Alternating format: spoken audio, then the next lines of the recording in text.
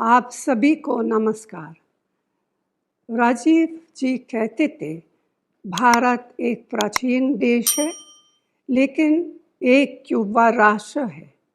उन्हीं के शब्दों में मैं नौजवान हूँ और मेरा भी एक सपना है।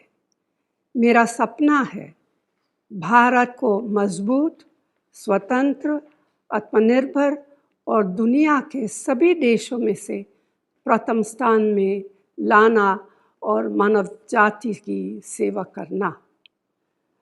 आज जब हम राजीव जी के इन शब्दों को याद करते हैं तो समझ आता है कि देश के युवाओं और देश के किसानों के बिना यह सपना पूरा नहीं हो सकता। देश के किसानों से राजीव जी का अटूट लगाव था। उन्होंने कहा था, यदि किसान कमज़ोर हो जाते हैं तो देश आत्मनिर्भरता खो देता है, लेकिन अगर वो मजबूत होते हैं तो देश की स्वतंत्रता भी मजबूत होती है। अगर हम कृषि की प्रगति को कायम नहीं रख पाए तो देश से हम गरीबी नहीं हटा पाएंगे। छत्तीसगढ़ की कांग्रेस सरकार ने राजीव जी के इन सपनों को साकार करने के लिए कुछ ठोस कदम उठाए हैं।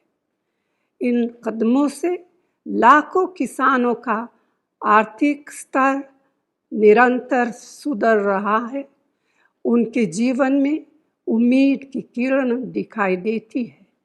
परिवार में खुशी का माहौल है। मुझे खुशी है कि राजीव गांधी किसान न्याय योजना के अंतर्गत सरकार ने सब्सिडी के अलावा छत्तीसगढ़ के किसानों के उत्थान के लिए और भी बहुत से सराहनीय फैसले लिए थे, जो दूसरे प्रदेशों के लिए एक मिसाल है। राज्य सरकार के इन फैसलों से जहां उत्पादन में वृद्धि हुई है, वहीं किसानों की इनकम में बढ़ोतरी का एक नया रिकॉर्ड कायम हुआ है।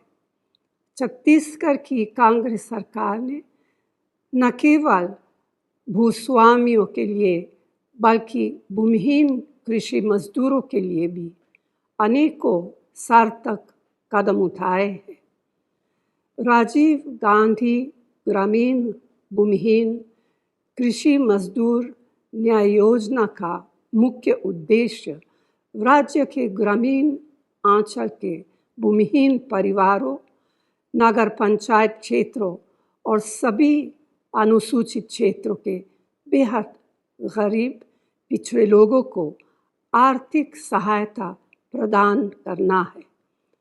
ऐसे परिवार जिनके पास खेती की ज़मीन नहीं है और वे मनरेगा या कृषि मजदूरी से जुड़े हैं, उनको भी इस योजना का लाभ मिल रहा है। इस योजना के माध्यम से छत्तीसगढ़ सरकार ने अब तक लाखों परिवारों को 7,000 रुपये की सालाना सहायता भी दी है।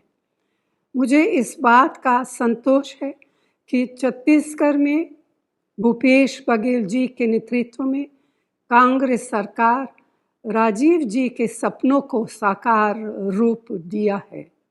समाज के सभी क्षेत्रों, वर्गों, समुदायों और जन जन के जीवन स्तर को सुधारने की दिशा में अपने को समर्पित किए हुए हैं। सही मायने में राजीव जी के प्रति यही सच्ची श्रद्धांजलि है। धन्यवाद।